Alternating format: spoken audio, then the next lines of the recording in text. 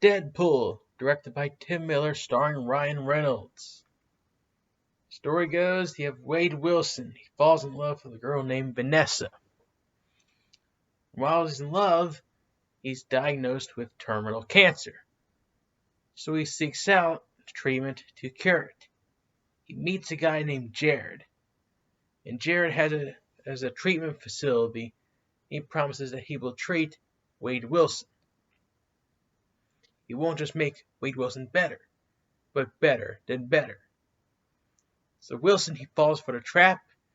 He goes to the treatment facility, only to find out that it's not really a treatment facility. It's a mutant camp that is ran by Francis Freeman, who goes by the name of Ajax. Or we find out this facility, it's run down. It's like an insane hospital. It's a private institution. They experiment on mutants there. It's like a mutant torture chamber facility. That's what it is. So Francis, right off the bat, he's annoyed by Wade Wilson. He doesn't like that Wade talks way too much. So he straps Wilson down on the gurney, and he injects him into a serum. And Francis wants to find out, does Wade Wilson have the mutant X gene? So he puts a serum into him, and to unlock the mutant X gene, he puts Wilson through a series of tests to have stress and torture. Once Wade Wilson finds out what's really going on, he comes up with a plan to escape. So he tries to blow up the building. Alright, so the building blows up, it's burning down in flames, and Wade Wilson is able to escape. Francis research, his equipment, all of his subjects, they're dead. So he's furious, and he's on the run. So Wade Wilson, he comes back home. He sees his friend, T.J. Miller. He's explaining to him what happened. Then Francis comes after his girlfriend, Vanessa. So Wade Wilson, he suits up as Deadpool, and he spends the rest of this movie tracking down Francis. But that's pretty much the story of Deadpool. I like Ryan Reynolds as Deadpool. I can't see anybody else playing Deadpool. He's funny, he's witty. He's very difficult to outsmart. Alright, the fight scenes in this movie are pretty good. I like the action. There's a lot of violence, there's blood. Deadpool, he's a violent guy. It's impossible to take this guy down. Alright?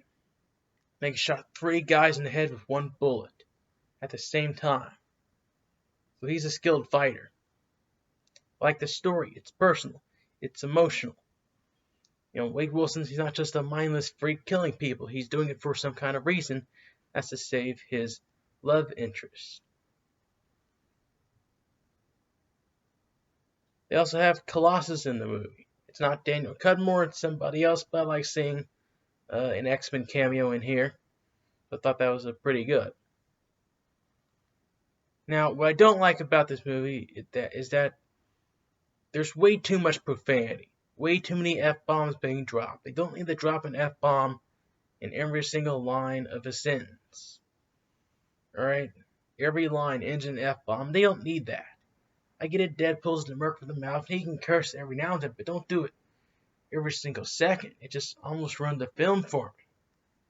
When I saw this in theater with my dad doesn't like this movie because of all the cursing. I can agree.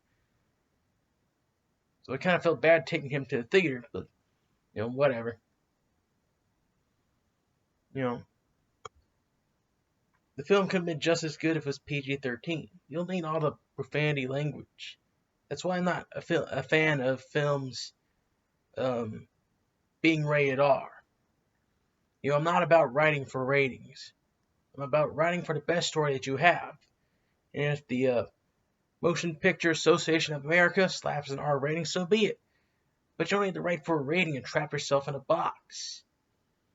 If you want to make an R-rated film, you don't need to throw in a bunch of swears and blood to get an R rating. Just write a dark story that calls for the rating. Same thing with a PG rating. You don't need to be kid friendly, have all these corny jokes and humor. Just write a story that kids want to see. The problem with this movie, man, it just fell into the trap of it had to be rated R. We need swearing and we need violence. We need blood and gore. We want the film to be rated R. You don't need all that. But as far as Deadpool goes, I like it. And I think this movie redeems the character that was portrayed in X-Men Origins Wolverine, which I didn't think was a bad movie. That was the first X-Men movie I ever saw. I love X-Men Origins Wolverine. Now I'll get into reasons why when I review that film. Who knows when. But this has been your Deadpool review. I like it. 8 out of 10. If they took out some of the profanity, I'll probably get a 10 out of 10. I also got to mention there's a post-credit scene that teases Cable that will be in Deadpool 2. This has been your Deadpool review.